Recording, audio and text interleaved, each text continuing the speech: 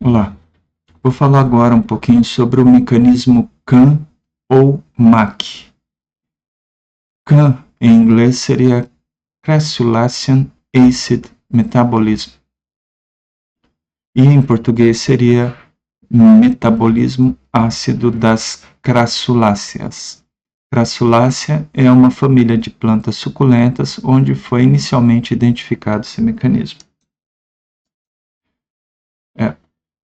Essas plantas, então, a grande característica que define essas plantas é que os estômatos abrem à noite. Por que abrir os estômatos à noite? Para economizar água. À noite, de forma geral, a temperatura é mais baixa, a temperatura do ar é mais baixa e, com isso, a umidade relativa do ar é mais alta. Ou seja, ao abrir os estômatos, as plantas perdem menos água para a atmosfera. A atmosfera está mais úmida. Tá? E o fato da temperatura mais baixa também desfavorece essa perda de água. O problema de capturar o CO2 à noite é que, obviamente, não dá para fazer fotossíntese à noite. Então, o que ocorre aqui é que esse CO2 capturado à noite tem que ser armazenado de alguma forma para ser usado durante o dia.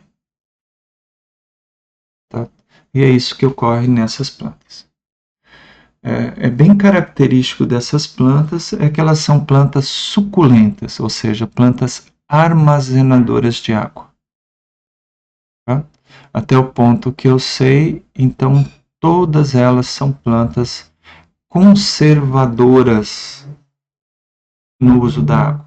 Todas acumulam água, todas têm potencial hídrico alto. E também não tem nenhuma espécie arbórea normal que faz metabolismo CAM, pelo menos até o ponto do meu conhecimento. No caso de exemplos de plantas, aqui a gente tem uma quantia muito maior de plantas, elas não têm nenhuma outra característica anatômica notável, a não ser esses mecanismos de armazenamento de água, né? Pelo menos as plantas suculentas normais. Existem alguns casos de mecanismo CAM muito específicos, né, mas que não vale a pena a gente se aprofundar neles. Né? Mas a gente pode definir que, em geral, é um mecanismo de economia da água. Então, importante, por exemplo, para epífitas, plantas que se depositam em cima de outras plantas ou plantas que se depositam em rochas, porque eles têm pouco acesso à água. E a forma de captura de água, então, é semelhante ao que a gente viu em cactos, que também é normalmente planta CAM.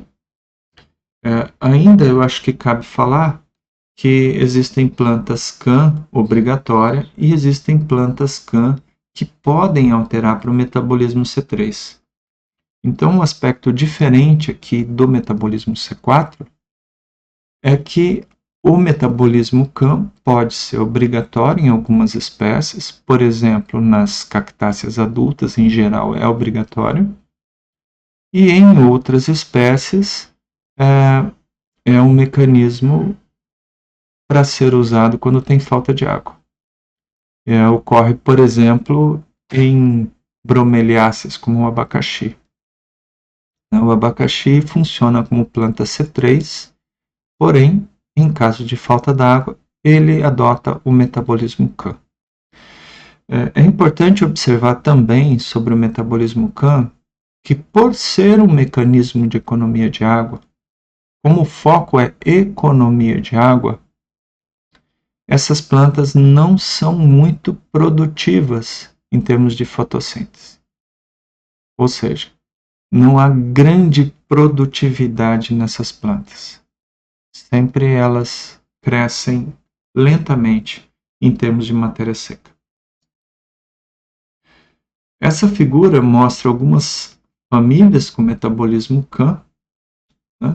Então a gente observa que existem samambaias e coníferas que tem metabolismo CAM, assim como tem monocotiledôneas e dicotiledôneas com metabolismo CAM. Então, é um tipo de mecanismo que, na verdade, surgiu em várias classes, né?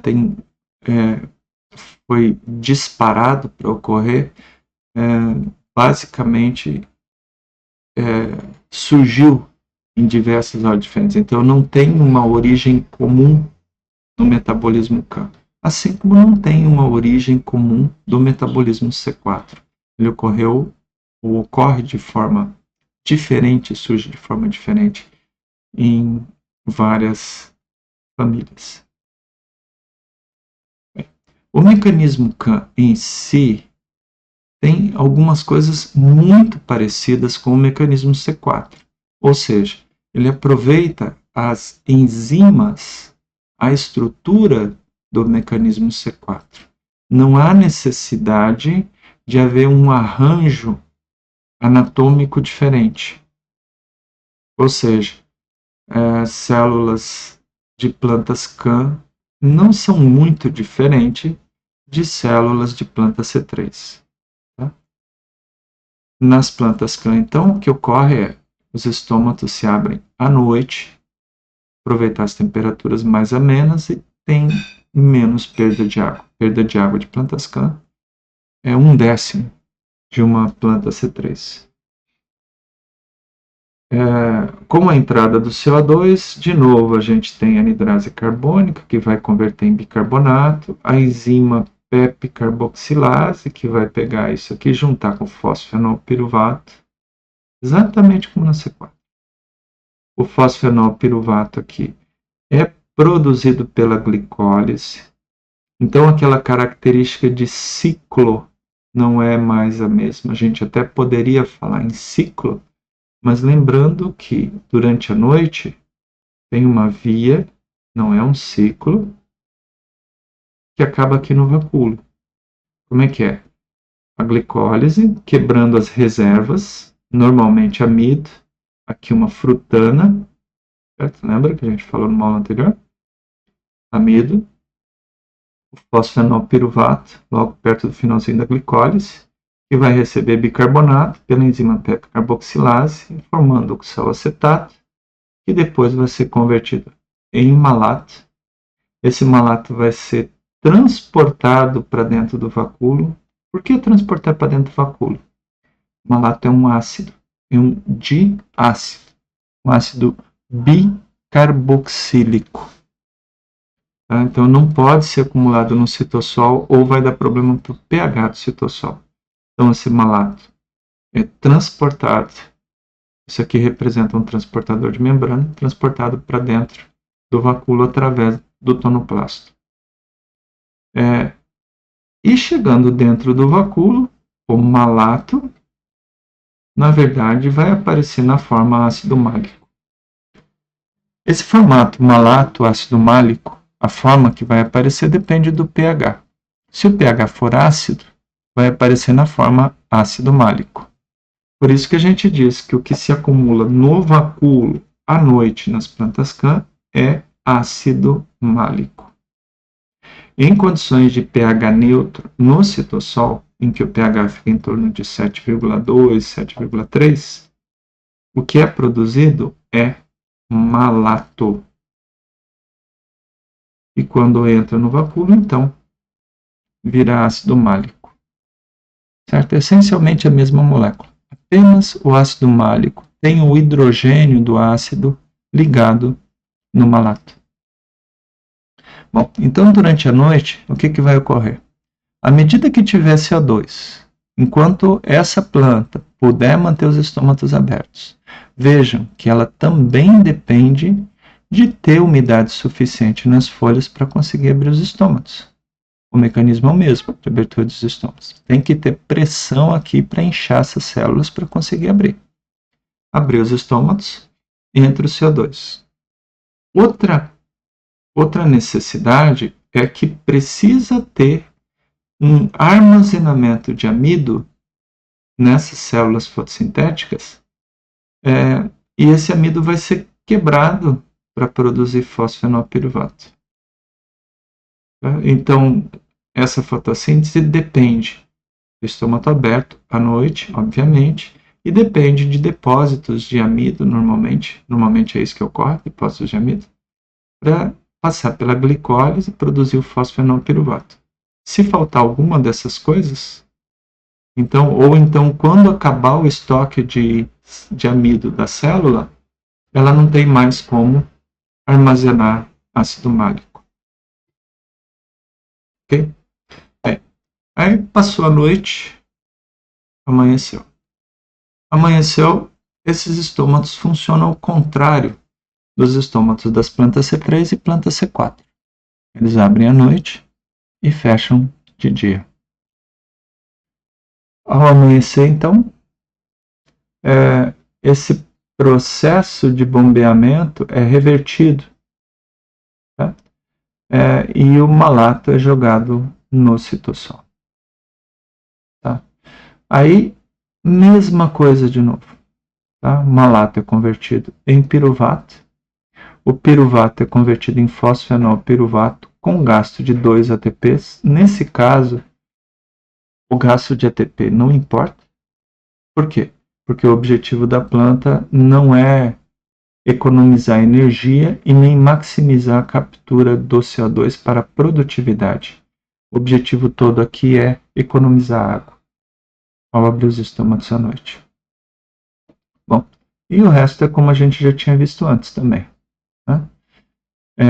O piruvato volta a ser fosfenolpiruvato. Né? Aquele malato que saiu, ao sair, liberou CO2 e o CO2 vai para o ciclo de Calvin.